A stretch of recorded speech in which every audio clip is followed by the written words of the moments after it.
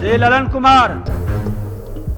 माननीय अध्यक्ष महोदय, राज्य के सभी सरकारी वेतनभोगी अपने अपने बच्चों को सरकारी स्कूल में पढ़ाएं और अपना एवं अपने परिवार का इलाज सरकारी अस्पताल में कराएं, जिसके कार्यान्वयन के लिए मैं सरकार से ठोस कानून बनाने की मांग करता हूं। श्री ललन कुमार।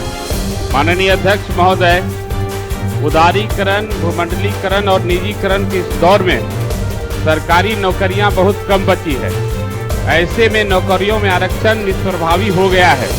मैं सरकार से मांग करता हूं कि निजी और आउटसोर्सिंग कंपनियों की नियुक्तियों में भी आरक्षण का कोटा लागू किया जाए।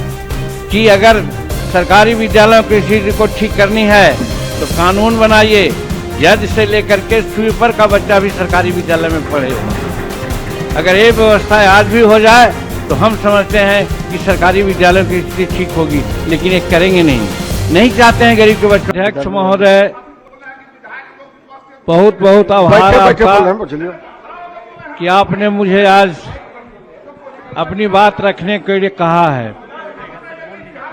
आज बिहार सरकार की ओर से प्रोसीडिंग में जो भी के लिए संसदीय बात आई है उसको निकाल दिया जो बजट 2022-23 के लिए आया है, मैं उसका समर्थन करता हूं और विरोधियों के द्वारा जो कटौती का प्रस्ताव आया है उसका हम विरोध करते हैं।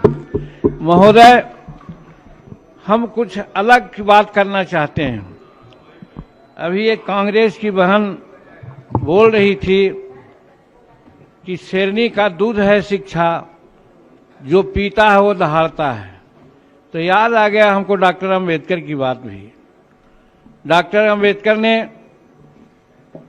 ये स्वरूप रचने का काम किया था कि राष्ट्रपति का बेटा हो या भंगी का संतान, सबको शिक्षा एक समान।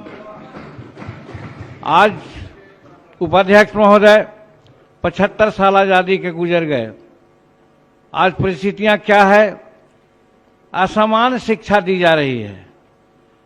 कोई अपने बच्चों को 25 लाख, 30 लाख, 40 लाख रुपया देकर प्राइवेट स्कूल में पढ़ाता है। तो सरकारी विद्यालय की स्थिति है जो अभी हमारे साथियों ने कहा। हम समझते हैं इसमें साजिश है महोदय।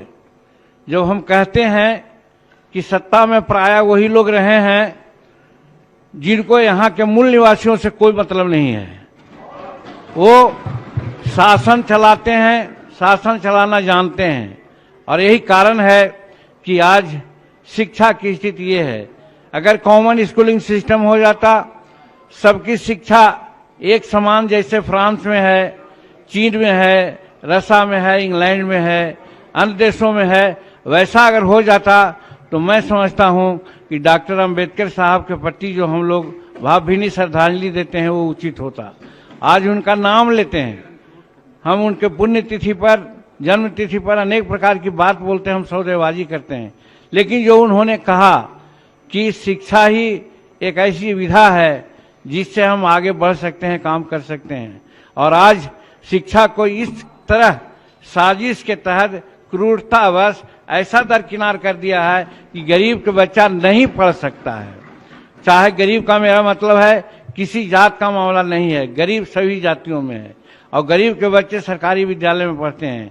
और सरकारी विद्यालय में अभी आपने सुना होगा, इलाहाबाद हाई कोर्ट ने कहा था, जब हम मुख्यमंत्री थे तो हमारे दिमाग में बात आई थी, अगर एक आध महीना समय मिलता तो वो व्यवस्था हम लागू कर देते बिहार में। और वो व्यवस्था कहा था उसने कि अगर सरकारी विद्यालयों की स्थिति को ठीक करनी है तो कानून बनाइए, जज से लेकर के स्वीपर का बच्चा भी सरकारी विद्यालय में पढ़े।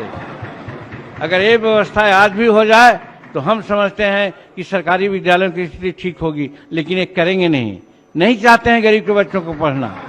हम वही बात कहना चाहते हैं जिसकी चर्चा यहाँ नहीं होती है, और ये बेसिक बात है।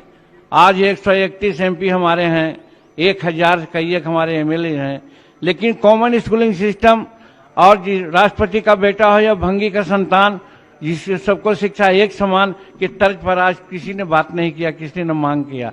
हम मांग करना चाहते हैं, ये विधानसभा के ऐतिहासिक भवन से समूचे हिंदुस्तान के लोगों के सामने कहना चाहते हैं कि अगर अम्बेडकर साहब के प्रति आप श्रद्धांजलि की बात करते हैं तो कॉमन स्कूलिंग सिस्टम के लिए लड़ाई करिए, आंदोलन करिए, सड़क पर आइए, ये मैं कहना चाहता हूं महोदय। बहुत बहुत धन्यवाद। समाप्त कीजिए, समाप्त कीजिए।